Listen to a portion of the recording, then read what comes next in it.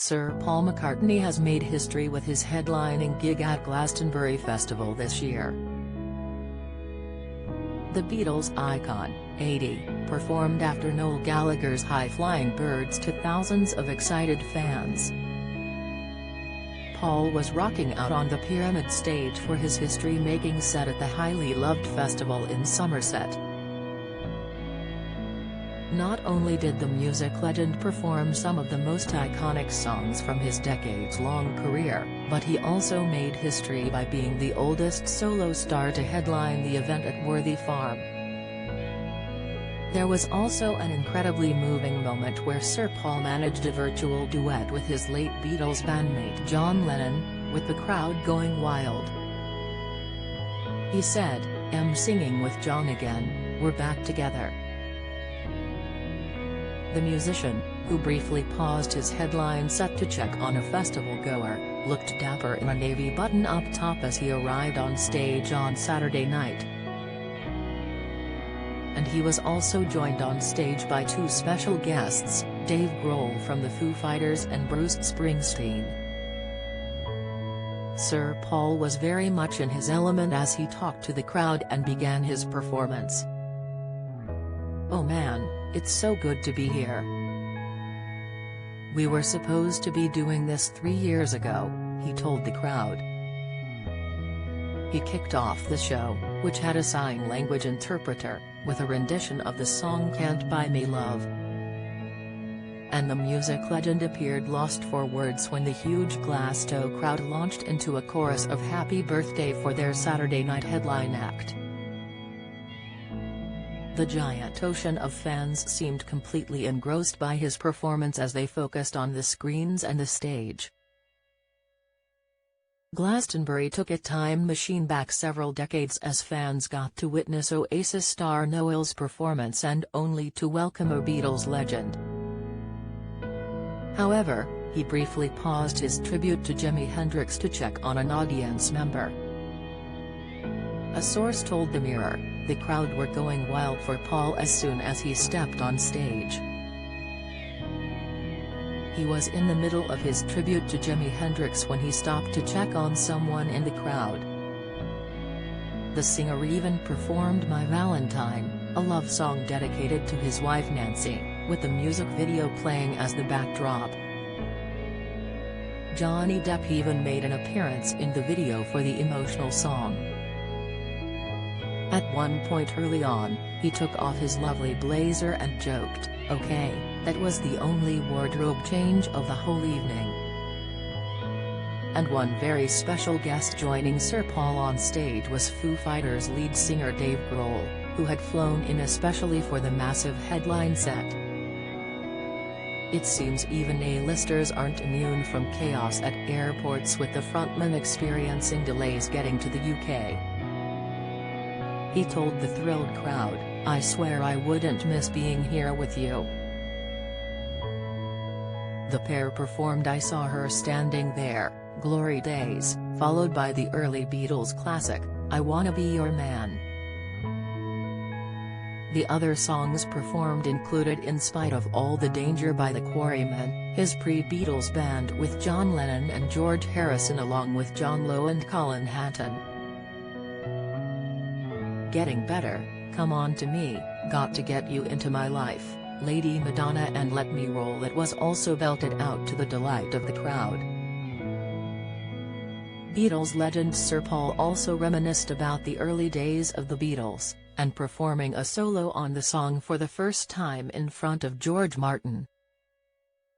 Emotional renditions of Let It Be and Hey Jude, performed with a video of John Lennon, rocked the ecstatic crowd.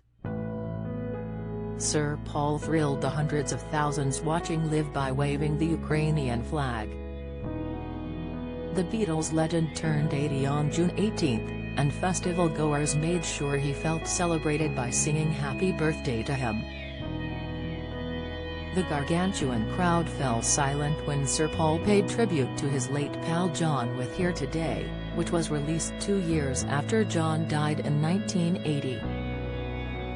After playing, he told the crowd, "If you love someone, make sure you tell them."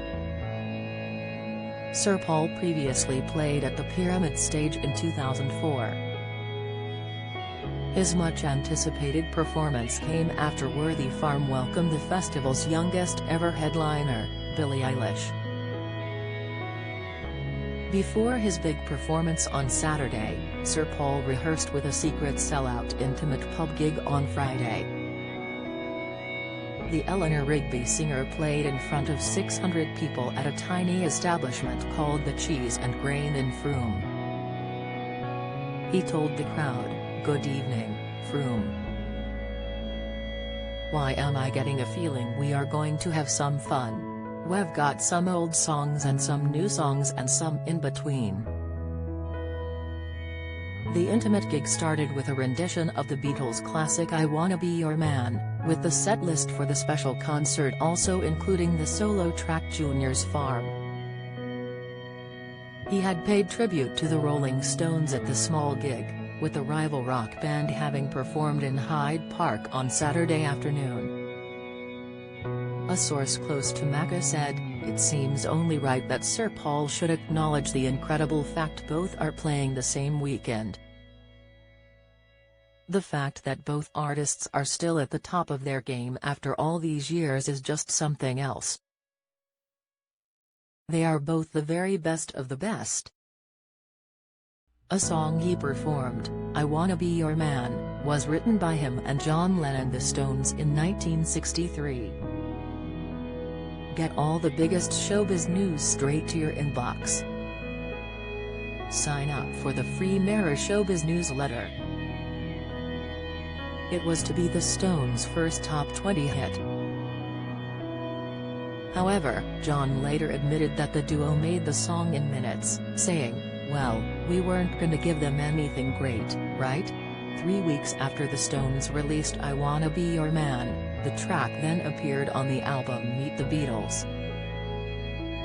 Sir Paul's performance at Glastonbury comes 52 years after the Beatles, which consisted of Paul, John, George Harrison, and Ringo Starr, split up. Many thought that the four men from Liverpool broke up as a band due to disagreements and feuds between John and Paul.